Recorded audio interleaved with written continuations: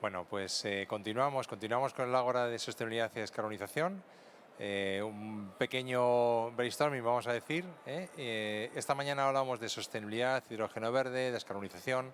Ahora por la tarde con Jacobo, eficiencia energética, y vamos a continuar, lógicamente, con una de las grandes áreas temáticas, como puede ser la movilidad. El formato, para los que no habéis estado en las sesiones anteriores, 20 minutos, 25 minutos de los ponentes, preguntas, y luego lo que estamos justo ahora mismo, es decir, networking, que podamos hablar entre empresas. Esto es un poco la filosofía. A mi izquierda tenemos a Mariano González, además que le agradezco que no solo que esté hoy aquí, sino que además me consta que se tiene que ir corriendo, por lo cual nos va a dejar 10 minutillos por lo menos, unas grandes pinceladas. Mariano es viceconsejero de Medio Ambiente y Agricultura de la Comunidad de Madrid, y terminando él se quedará Fernando Arlandis, director general de Descarbonización y Transición Energética, también de la Comunidad de Madrid. No robo ni un minuto más porque se tiene que marchar y te lo agradezco personalmente. Gracias. Muchas gracias.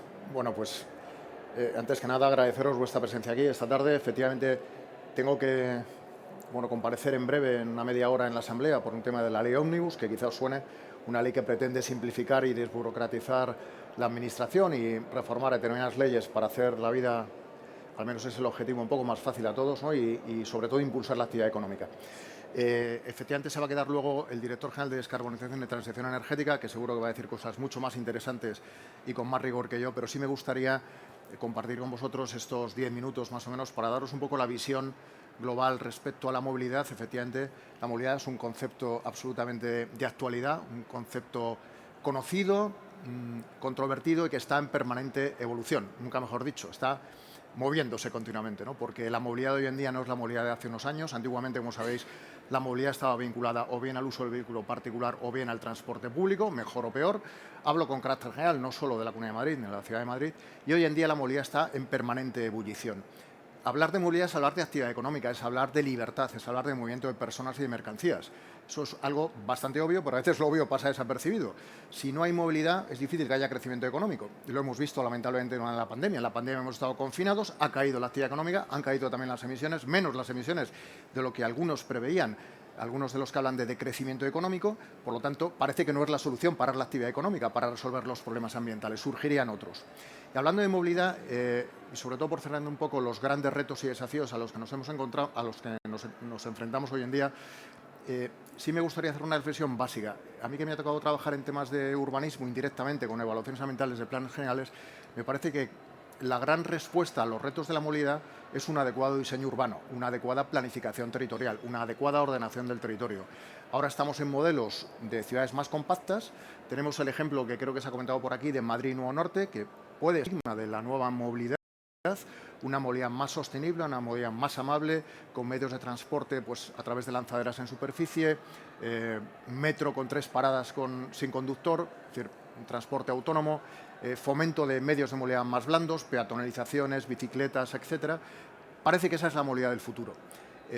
Obviamente, ¿por qué surgen las en torno a la movilidad? Porque la movilidad y el transporte asociado a la movilidad es generadora de impactos ambientales significativos, tanto a nivel global como a nivel local. A nivel global, con las emisiones de gases de efecto invernadero, y a nivel local, pues con emisiones sobre todo de óxidos de nitrógeno y partículas, que son los contaminantes más preocupantes para la salud de las personas. A partir de ahí surgen muchos debates respecto a si hay que restringir o no la movilidad. ¿Es un derecho o no es un derecho? Sabéis que ahora estamos con un proyecto de ley, no sé si dará tiempo en lo que queda de legislatura a nivel nacional que se apruebe ese proyecto de ley, pero hay un proyecto de ley que plantea pues un modelo de movilidad con un reconocimiento expreso del derecho a la movilidad que, aunque estaba ahí, pues no se había plasmado todavía en un texto legal, y como consecuencia de esos impactos ambientales empiezan a surgir nuevas alternativas y nuevos modelos de negocio. Quien plantea que en el ámbito de las ciudades hay que restringir la circulación y potenciar sobre todo transporte público, a quien opina que hay que dar más libertad y sobre todo dar posibilidad de elección a los ciudadanos. Yo soy más partidario de eso, lo cual no significa que en ocasiones no haya que utilizar enfoques más coercitivos y de limitación, ¿no? Aquí tenemos casos muy recientes de Madrid Central o Madrid 360. A mí personalmente me gusta más el modelo Madrid 360 que el modelo Madrid Central, no por una cuestión ideológica, para nada, sino simplemente una cuestión técnica respecto a los elementos que sirvieron de base para la definición de ese espacio concreto como un espacio limitado o restringido a la movilidad, sobre todo movilidad de paso. La estación que sabéis que le doy referencia era la estación del Carmen, que no era la peor en términos de emisiones de la ciudad de Madrid. La peor es probablemente donde ahora se ha hecho la nueva zona de bajas emisiones de Plaza Elíptica. Pero en relación al debate de la movilidad, lo que hemos visto en los últimos años es que, y ya me centro un poco a nivel, si queréis hablo un poco más de la movilidad urbana e interurbana, no a nivel nacional. No voy a hablar de aeropuertos, no voy a hablar de puertos, que también daría para mucho en la perspectiva ambiental, ni voy a hablar del ferrocarril, que es otro elemento fundamental, sobre todo cuando hablamos de transporte de mercancías, donde seguramente es el gran reto como país que tenemos es potenciar la movilidad de nuestras cosas, de nuestras mercancías, a través de medios como el ferrocarril, algo que sí se hace en Europa y que aquí se hace poco todavía, ¿no? En el ámbito urbano e interurbano, ¿cuáles son los grandes retos? Pues los grandes retos son potenciar más el transporte público. Hay margen de mejora aquí en Madrid, sabéis que tenemos un magnífico transporte público, incluso un modelo de gestión absolutamente, creo, que puede servir de ejemplo en otras zonas, ¿no? Como es el Consorcio Regional de Transportes, en el que están representadas los tres niveles de la Administración. Insisto, siempre hay margen de mejora, pero tenemos uno de los metros, el otro día, viendo la comparativa de los metros en kilómetros y en desarrollo, no hablo ya en eficiencia energética, es decir, en kilovatios consumidos por pasajero desplazado, estamos a la cabeza de Europa, de los grandes metros del mundo. Pues ¿qué tenemos? Tenemos Tokio, tenemos Moscú, tenemos Singapur, tenemos Madrid, Barcelona, Londres, y no mucho más, Luego hay otros metros, porque efectivamente el metro, el subterráneo, el subte que llaman los argentinos, pues es una forma rápida de moverse en la ciudad, muy útil, y poco voy a tener que decir del transporte subterráneo de Madrid, con esos más de 300 kilómetros, con un mallado que permea prácticamente todo el área metropolitana de Madrid, y donde efectivamente no solo los convoys son de calidad, insisto, siempre con margen de mejora, sino que desplazan millones de pasajeros que de otra manera estarían contaminando superficie. ¿Cuál es el reto? Que la electricidad consumida por metro de Madrid sea 100% renovable, y ahí estamos trabajando. Desde el punto de vista del transporte urbano en superficie, también asociado al consorcio, interurbano y MT fundamentalmente, más luego los servicios de transporte de las grandes ciudades, que algunas de ellas tienen servicio propio, como sabéis. El reto, sobre todo, la tecnología para modernizar las plataformas donde se desplazan los viajeros. Ahí hemos pasado de unos vehículos diésel a vehículos híbridos o vehículos con gas natural comprimido, y ahora ha entrado desde hace ya algunos años, lo hemos visto con los Gulliver antiguos aquí en la ciudad de Madrid, en la zona centro, pues la posibilidad de que también penetre la movilidad eléctrica. Mi opinión es que la movilidad eléctrica tiene mucho futuro en el transporte urbano, mucho futuro, por la configuración, es decir, los kilómetros que tiene de media un vehículo de la MT y las paradas, entrada, parada, parada, entrada, lo hace bastante apto. Es un poco más complicado hoy en día, lo cual no significa que tecnológicamente en breve eso se supere, para vehículos interurbanos que seguramente tendrán que apostar por gas natural comprimido. De hecho, la transformación va a gas natural comprimido. Ya veremos si en un futuro, hablamos hace un minuto del hidrógeno verde, pues también el hidrógeno verde puede ser un vector interesante, ¿no? Pila de combustible. Hay margen de mejora, sabéis que MT está electrificando su flota, está transformando la sede de la ELIPA para electrificar. Vamos a tener en breve 200 y pico vehículos eléctricos, de los 2.000 que hay en la MT y de los otros 2.000 que hay a través del consorcio, que es un poco más complicado porque sabéis que el modelo, a diferencia de la MT, que es una empresa pública 100%, en el caso del servicio interurbano es a través de concesiones administrativas con empresas tipo Alsa o Hermanos Ruiz, el Grupo Ruiz u otras, ¿no? Más de 20 concesiones, que lógicamente, como tiene un modelo de concesión, cualquier inversión que hacen pues tiene que estar muy bien soportada, porque si no enseguida te van a presentar un desequilibrio económico de la concesión. Pero el camino yo creo que está trazado, y el camino es ir a modelos de transporte público cada vez más descarbonizados. Ahí yo creo que no hay ninguna duda, ni siquiera debate ideológico, creo. Yo creo que a lo mejor la intensidad o la velocidad, pero creo que la hoja de ruta está claramente trazada. Tenemos un enorme reto para transformar y descarbonizar el servicio de taxi y de VTC.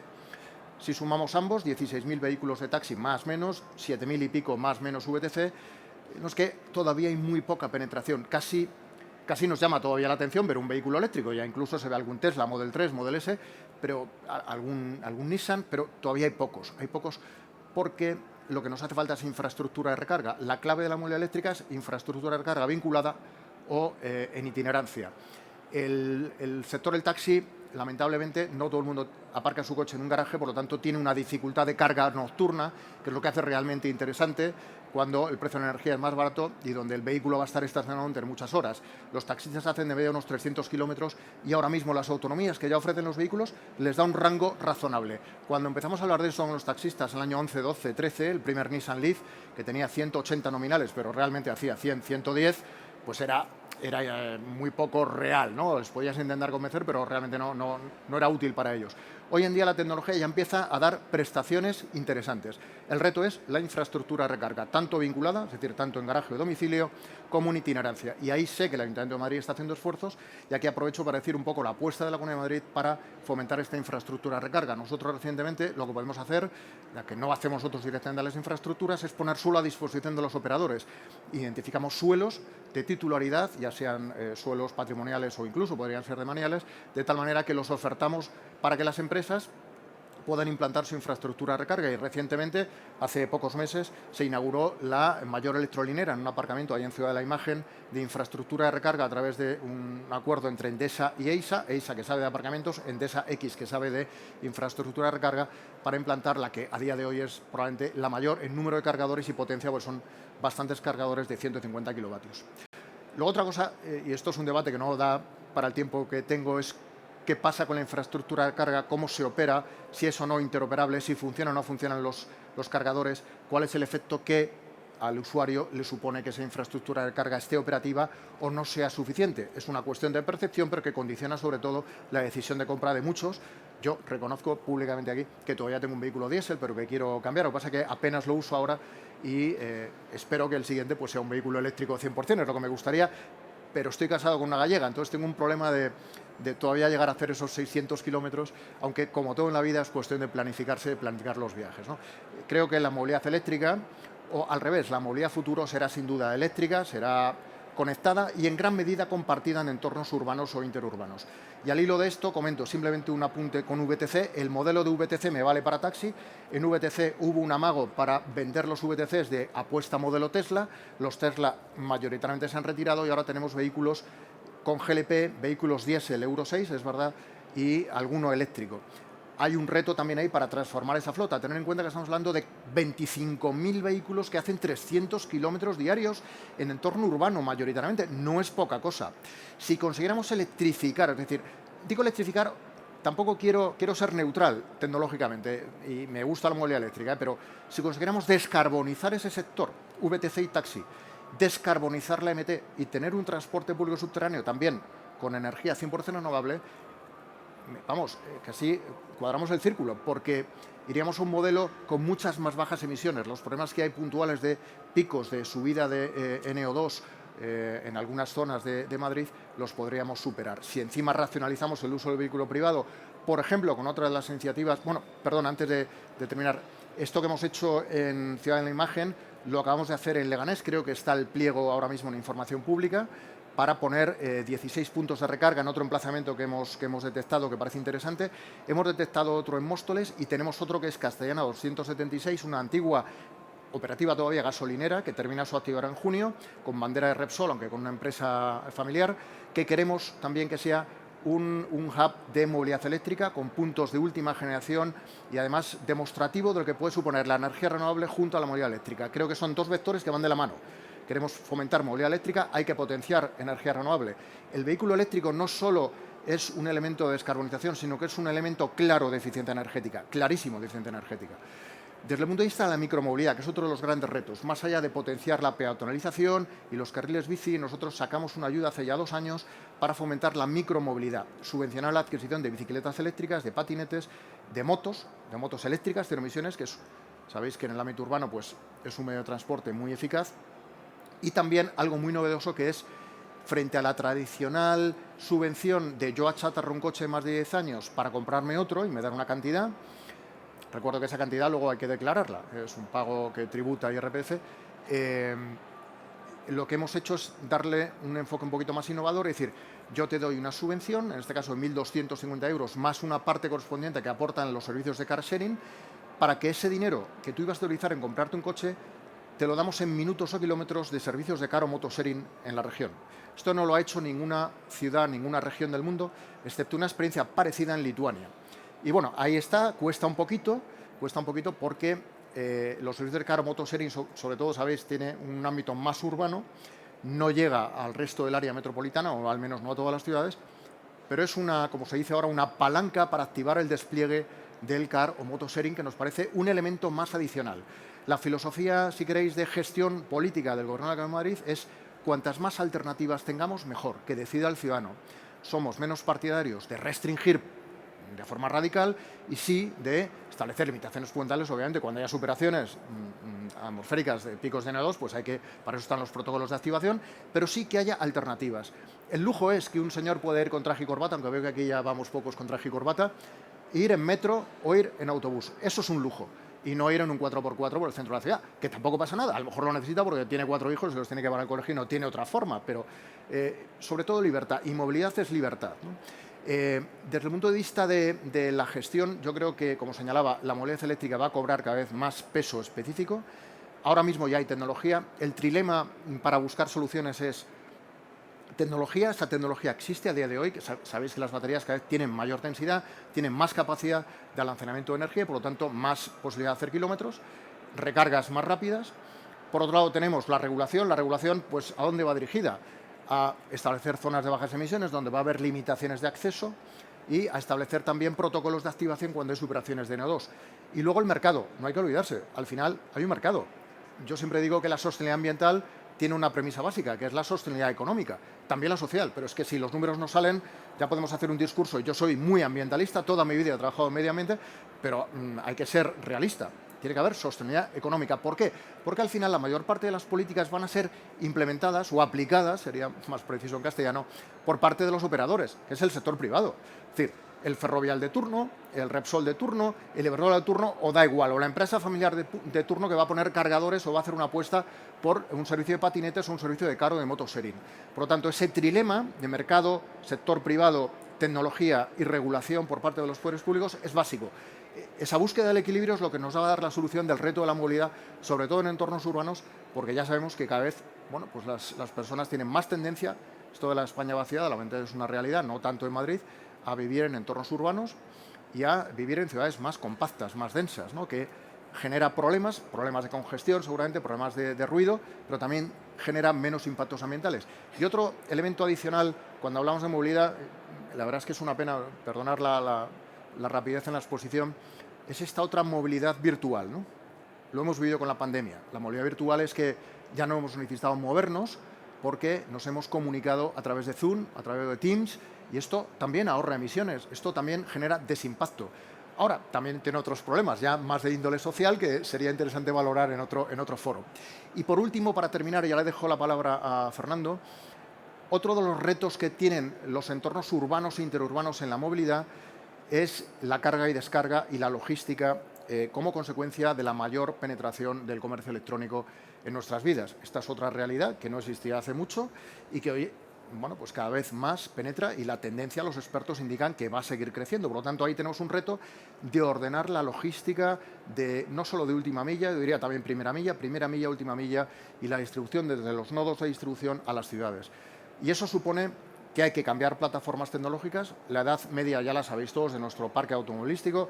Aquí estamos en 12 años y pico de media, 13 vehículos particulares en transporte de mercancías, es decir, en las furgonetas N1, N2 todavía superior, o sea, tenemos un parque muy avejentado y eso hay que cambiarlo. Y eso hay que cambiarlo, primero tiene que haber oferta, así como hay oferta en el vehículo particular, no hay tanta oferta todavía en vehículos N1, N2, y son caros, por lo tanto tenemos que ir a modelos de subvención para atenuar el impacto económico de la adquisición, aunque yo siempre recomiendo hacer el ciclo de vida, de la vida útil del vehículo que voy a comprar, lo que me ahorro también en términos de energía, en términos de mantenimiento, cosa que poco se hace. Ahora lo empiezan a hacer los taxistas y las empresas de VTC, y ahí es cuando ya empieza a estar el modelo económico un poco más equilibrado, si no, obviamente todavía hay un gap importante entre un vehículo convencional y uno eléctrico.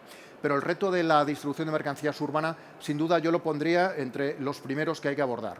Cada vez hay más, cada vez queremos que lo que compramos en Internet esté a la hora siguiente en nuestra casa, y obviamente hasta que lo de los drones sea una realidad, en el ámbito urbano lo veo complicado, pues obviamente se desplazan y se mueven a través de furgonetas pues no suficientemente modernas. Hay otro problema, y es que la mayor parte de las personas que trabajan distribuyendo estas mercancías no son las de la Casa Madrid, sino que son subcontratados, con lo cual eso también supone una limitación a la hora de adquirir el vehículo, adquirir créditos, financiación, etcétera, ¿no? Y ahí hay un enorme trabajo.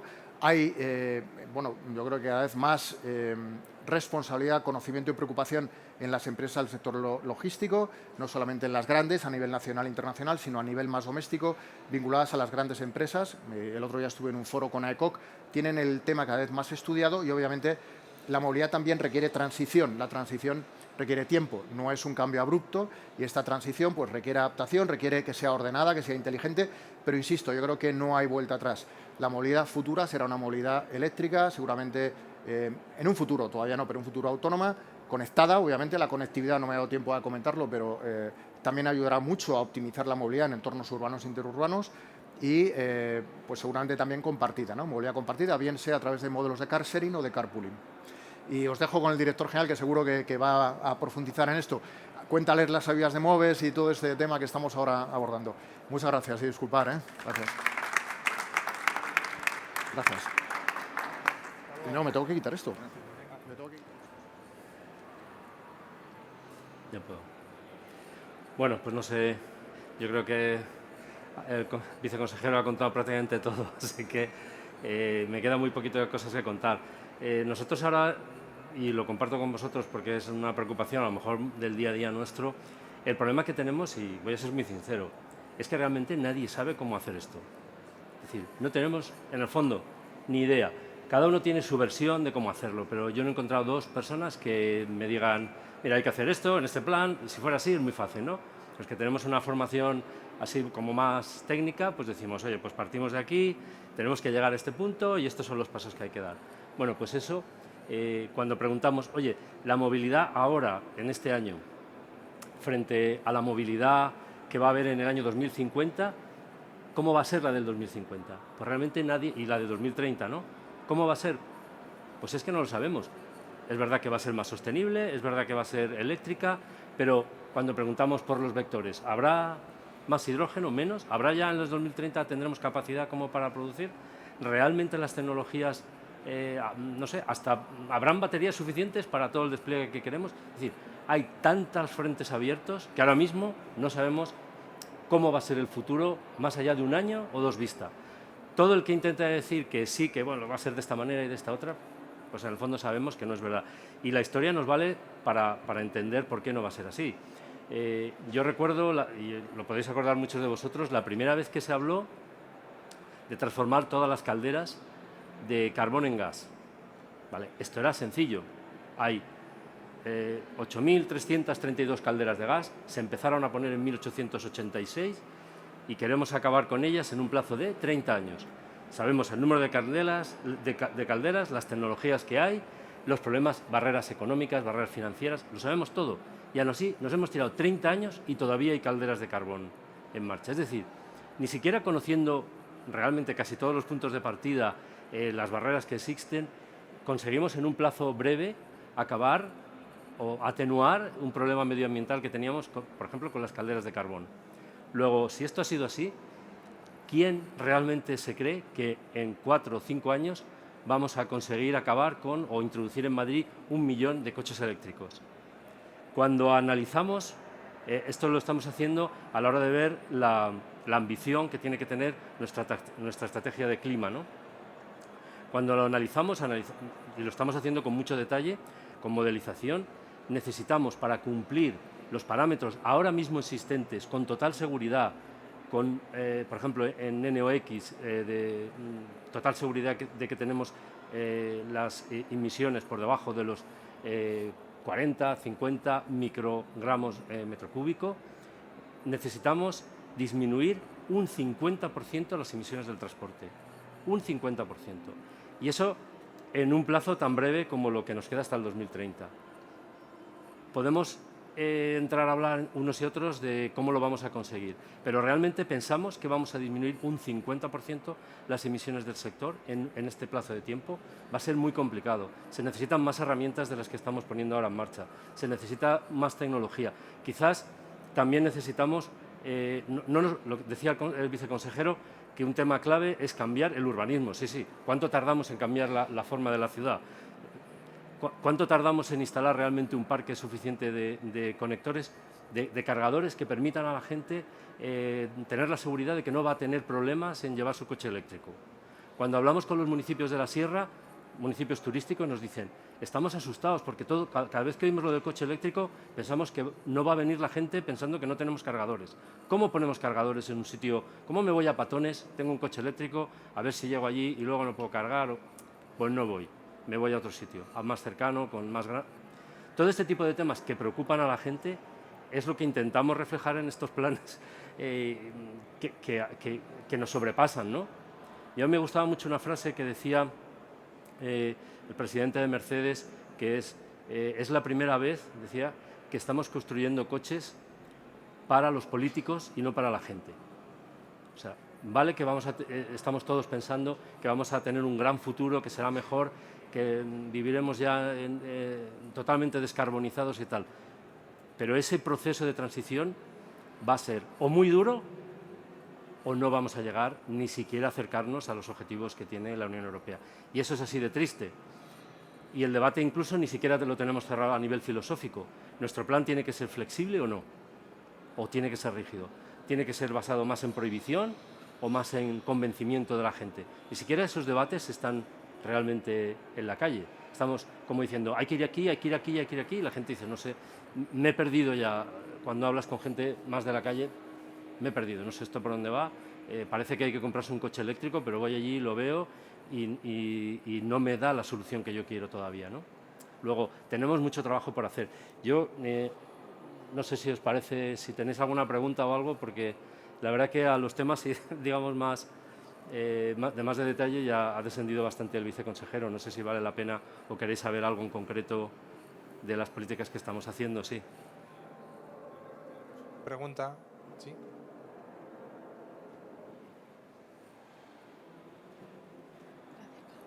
¿Por qué desaparecieron los Tesla de Madrid en taxi? Los Tesla. Sí, antes te he dicho que se pusieron no sé qué. El viceconsejero, bueno, entiendo, la verdad que no te lo sé responder, igual aquí alguien lo sabe más, pero desde luego ni hay cargadores, no sé si eran vehículos más caros, no te lo sé decir. Pero es cierto, se veían bastantes Tesla, no sé si era un tema de marketing, no sé si alguien lo conoce por aquí.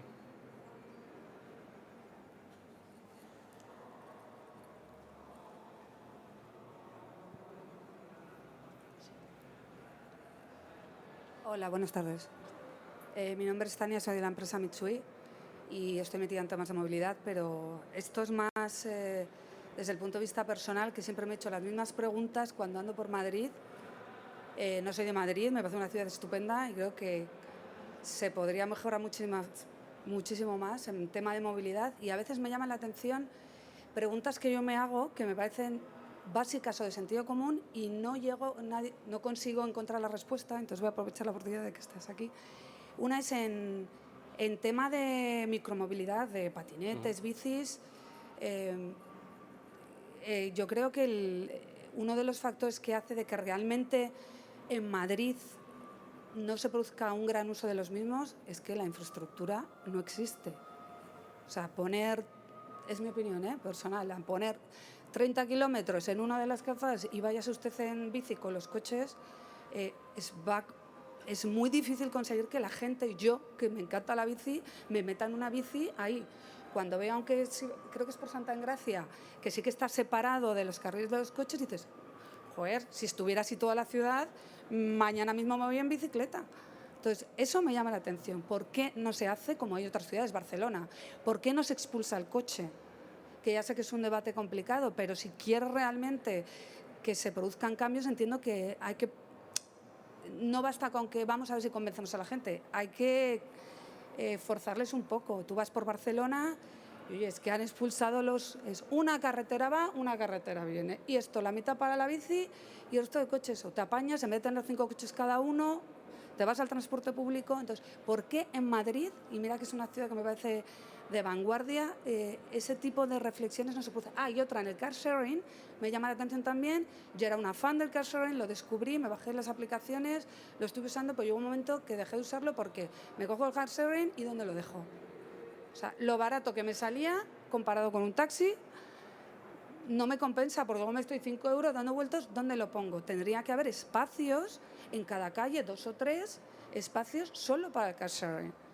Yo creo que no entiendo por qué ese tipo de decisiones no se toman, que seguro que es por algo, pero me llama la atención porque yo creo que realmente lo fomentarían. No sé si...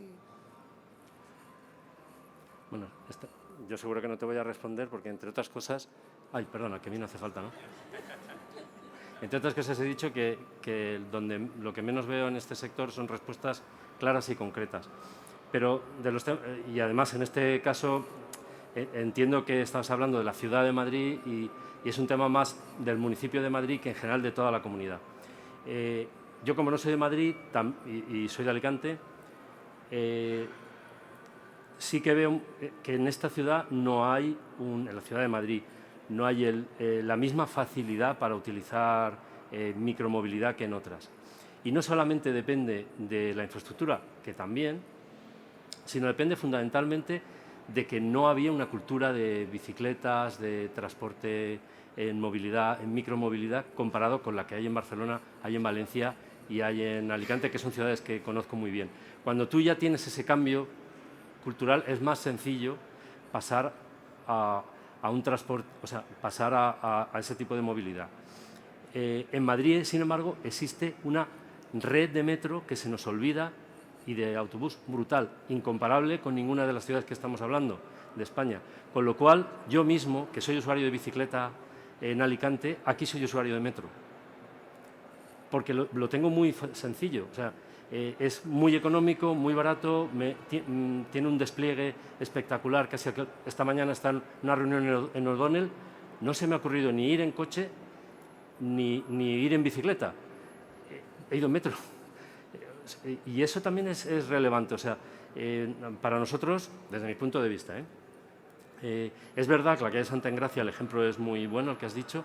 Es verdad que hay una movilidad que ha ido creciendo con los 2 o 3 años o 4 años que está en marcha esta infraestructura, pero digamos que para que de verdad explotara, pues deberías tener una red más amplia. Estoy también contigo. O sea, bueno, pues son prioridades del gobierno municipal, entiendo, o de los gobiernos que puedan haber, el tener un despliegue mayor o menor de la micromovilidad. Nosotros, por nuestra parte, desde la Comunidad de Madrid, empezamos con estas...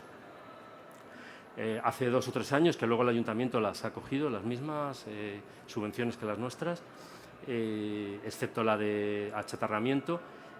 Y sí es verdad que no hemos notado una gran demanda, así como con el coche eléctrico. Os digo, en solo 2 meses, por ejemplo, en cargadores, nos habíamos pulido 16 millones de euros en 2 meses de subvenciones, pues no conseguimos llegar a la mitad de lo que preveemos cada año para micromovilidad, a pesar de que hacemos todo lo que podemos. Hasta hemos ido físicamente, vamos a decir, a los centros de venta para que pusieran carteles diciendo que financiábamos.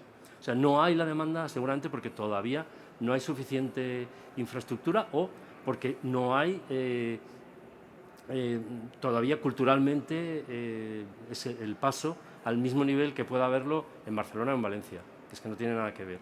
Incluso en el uso de la moto, en el uso de todos los vehículos. Claro. Sí. Sí, sí, sí.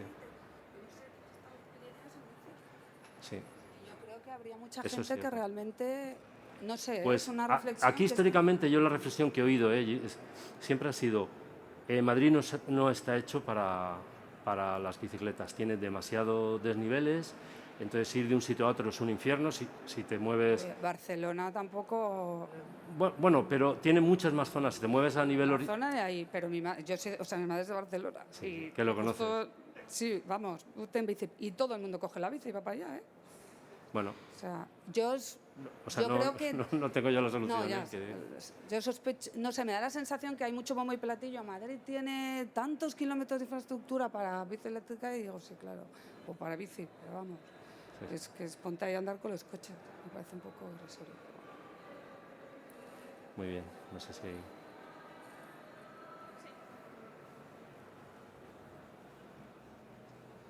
Hola, buenas tardes. Hola. Una pregunta relacionada con el tema de subvenciones que hemos estado hablando. Está claro que para la movilidad eléctrica es fundamental también el tema de la carga privada, aparte de los puntos de recarga públicos. Y aunque hay muchas ayudas efectivamente para conseguirlas, el usuario se encuentra que al ser el protagonista de solicitar esa subvención, a veces el proceso se le hace un poco complejo o incluso le llega a dar una cierta pereza iniciar todos los procesos. ¿Se está estudiando alguna posibilidad de que las empresas especializadas de instalación pudieran liderar esas subvenciones para el proyecto del usuario final y que no sea el usuario final quien tenga que realizar todo el proyecto, aparte todo el proceso, aparte de adelantar, por supuesto, también la inversión, porque no es algo que se cobre de manera inmediata, sino que hay un lapsus de tiempo alto? Sí. Bueno, en ese sentido, lo que son las subvenciones a la movilidad, programas MOVES y tal, vienen todos muy tasados desde el IDAE, y lo que son las bases reguladoras es que son como muy estrictas. Realmente en las comunidades autónomas tenemos como la frustración de que parece que somos simplemente recolectores o distribuidores no tenemos posibilidad de aplicar, así como por ejemplo la micromovilidad sí que ha sido una iniciativa nuestra, la hemos movido nosotros tal y como nos ha parecido, con las facilidades mayores o menores que hemos pensado que eran más operativas. En lo que es la movilidad tipo MOVES, que son grandes cantidades de dinero que nos vienen de Europa y nos vienen a través del Gobierno central, y no es que me esté quejando, sino que es así. O sea, seguramente son con toda seguridad los requisitos que pone Europa en la concesión de las ayudas, lo que hace que sea de la manera que es, ¿no? Pero ahora mismo, al menos lo que yo tengo entendido, estas se distribuyen en las ayudas a movilidad, las está distribuyendo FENERCOM, la Fundación de la Energía de la Comunidad de Madrid, y lo está haciendo de tal manera que existen, eso sí que es un poco diferencial, existen unas figuras intermedias que pueden hacer esa tramitación y financiar, pero eso digamos, no es parte de las bases reguladoras, sino es iniciativa, en su caso, de las empresas que puedan financiar. De hecho, las empresas de coches, algunas de ellas adelantan la financiación que luego se recibe por MOVES, y son ellas las que lo tramitan.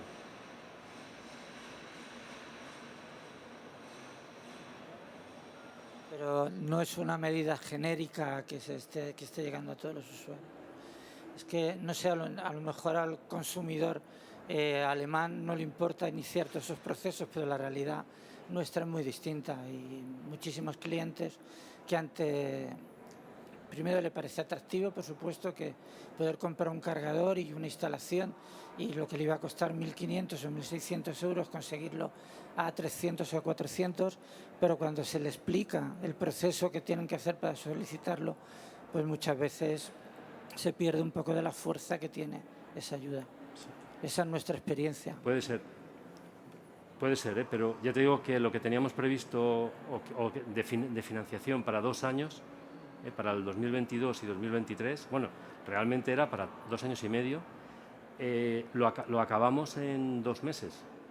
Quiero decir, así como otras subvenciones de la Comunidad de Madrid o estatales no consigues acabar los fondos, esta en concreto es, de todas las que yo conozco, la que más rápidamente se ha distribuido. Quiero decir, es verdad que puede haber gente que diga, oye, pues podría mejorarse esto, pero es que si seguimos a este ritmo, ya no son los 16 millones que conseguimos colocar en 2 meses, sino en 2 años, pues imagínate la cantidad de dinero, ¿no? O sea, no es precisamente así como otros temas, si me dijeras autoconsumo. El tema de autoconsumo, las placas solares, que también hay fondos disponibles, también se han acabado ya los fondos, hemos solicitado más fondos, esperemos que nos lo den en breve. Para cargadores hemos solicitado 30 millones adicionales de fondos.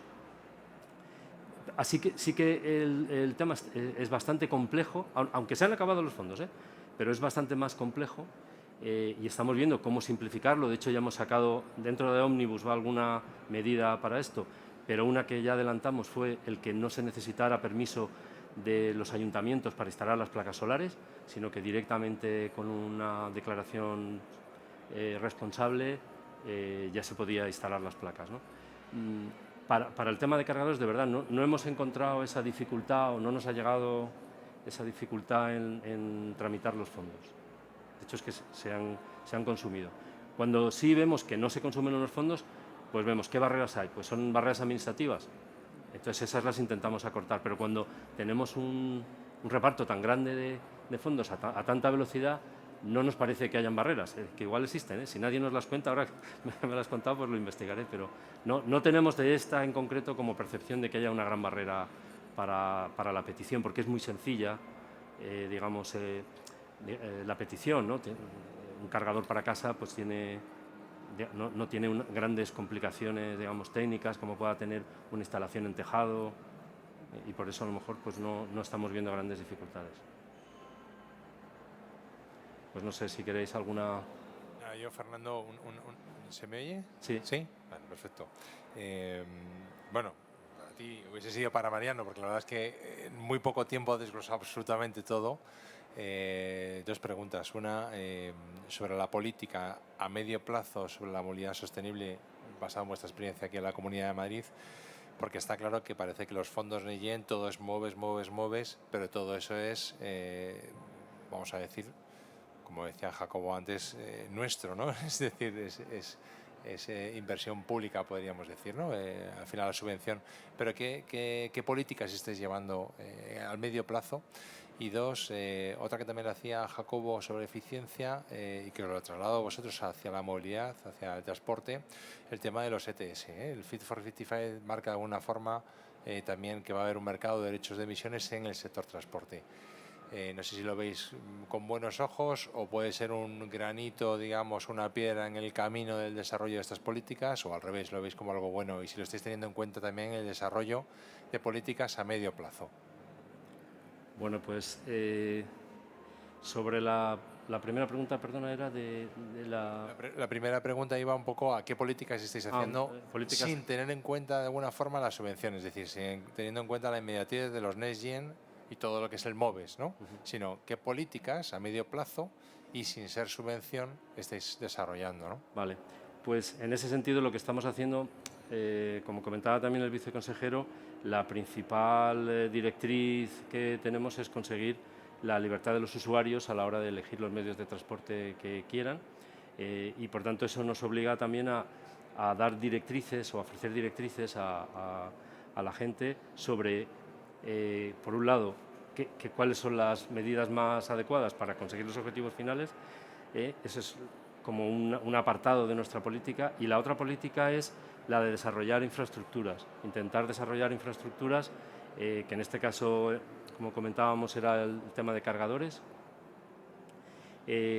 Existen también ideas, por ejemplo, de crear anillos ciclistas, porque claro, una cosa es lo que es el centro de Madrid, donde digamos el ayuntamiento es el que un poco marca las directrices, pero nosotros lo que nos interesa también es conseguir esa movilidad eléctrica, micromovilidad hacia el extrarradio de Madrid. Entonces, una de las ideas es ir generando anillos alrededor de Madrid que hagan factible el que puedas desplazarte pues, de un municipio, por ejemplo, de Getafe, pues a Fuenlabrada sin problemas.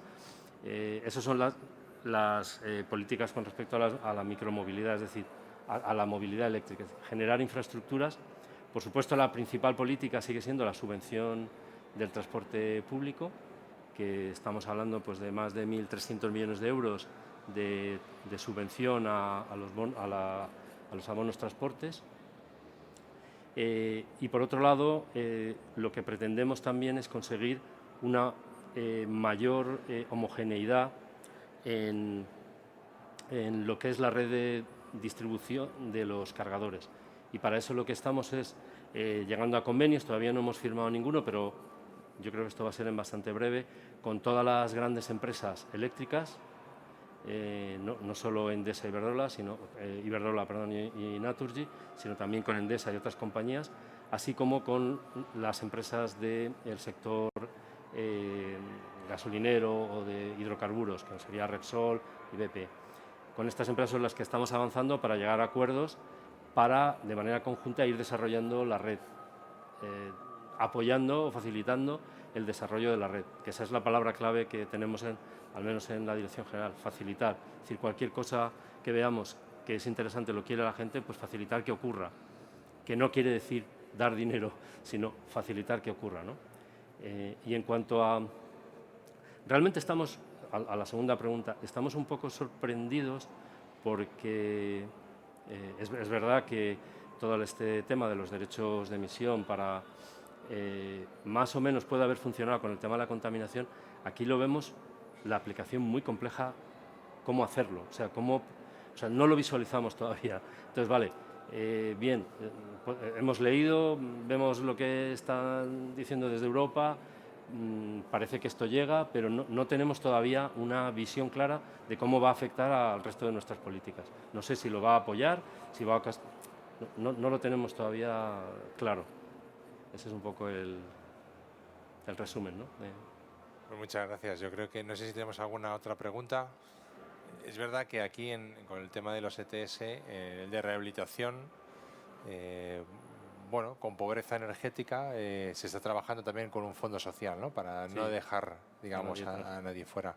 En transporte ni tan siquiera se menta, ¿no? Pero es verdad que, bueno, también es correspondiente de un 30%, ¿no? de las emisiones de CO2.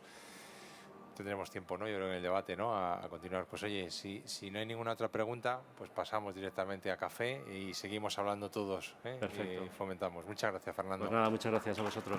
Hasta ahora.